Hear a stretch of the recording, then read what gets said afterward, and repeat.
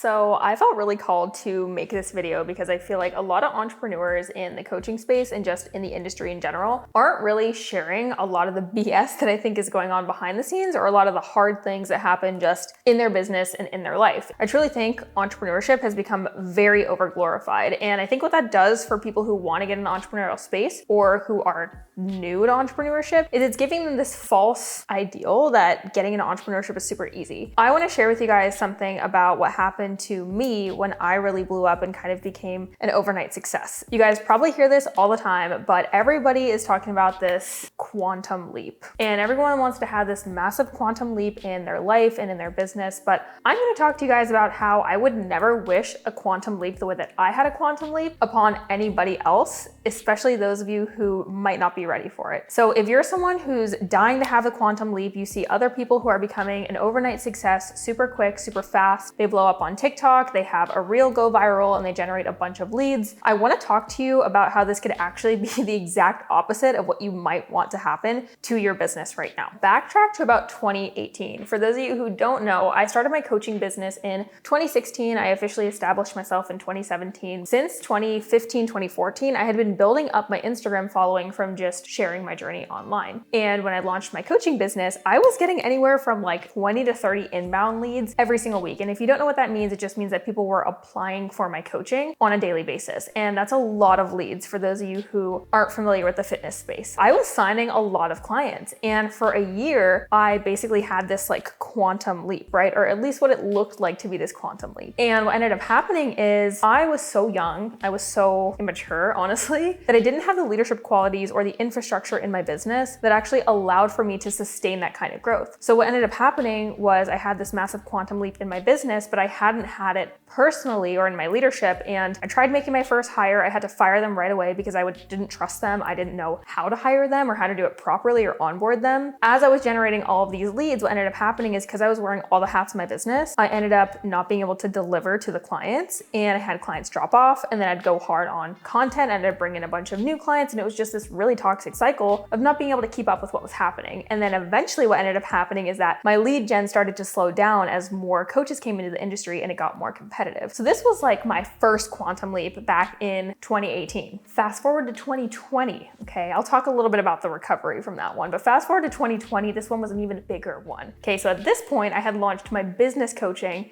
and I had fitness coaching. I had a few team members on board, but what ended up happening back in 2020 was I had such a high demand inside of my business coaching program where people were starting to hire people. So I was starting to hire people, and because there was such a high demand inside of my mastermind for people to hire others, I decided I'm gonna try to keep up with this and I'm gonna scale out agencies. And I will tell you guys right now, I did not have the infrastructure to support these kind of clients at the mass level and the volume that I did. And I, again, did not have the leadership qualities yet. I think I was only 21, 22 at the time. So I really didn't develop the emotional intelligence that was needed. I was just like, I gotta keep up with this. I gotta keep up with this. I gotta keep running with it. Here's why I tell you guys all this. At that time, when I had that quantum leap, the one in 2020, is I had to fire people that I didn't even want to fire, people I genuinely loved, but I had to let them go because I had severed relationships. I didn't lead them in a way that felt like it was within integrity to what I needed to do. Luckily for me, was one of the big things was maintaining integrity with my service when it came to business coaching. It was like, I'm going to give my clients my all, but I scaled up 2 agencies. I had to shut both of the agencies down because I could not maintain them. And I had to then really learn and figure out, how am I going to scale this and how am I going to do it in a way that I can still deliver to my clients? I'm not giving up my own health, because that was another big part of having this big quantum leap. And how can I actually make this something that is sustainable and that has longevity? I think nowadays, so many people look at having this massive quantum leap and they're asking for this massive quantum leap and they're looking to attract it. And I'm all for it. I think for me personally, I've had one this last year that's been more personal development leap for me. When you're looking to make a massive stride like that, there are a few questions you have to ask yourself. Are you in a position where you've learned the leadership skills to be able to bring in help and support if you have this massive blowout of lead generation? Have you personally developed enough to where you can maintain and grow and make logical decisions in your business? Because if you're in your first year of business, it's more than likely you have not removed all the emotion from decision making, and maybe you are a very logical person.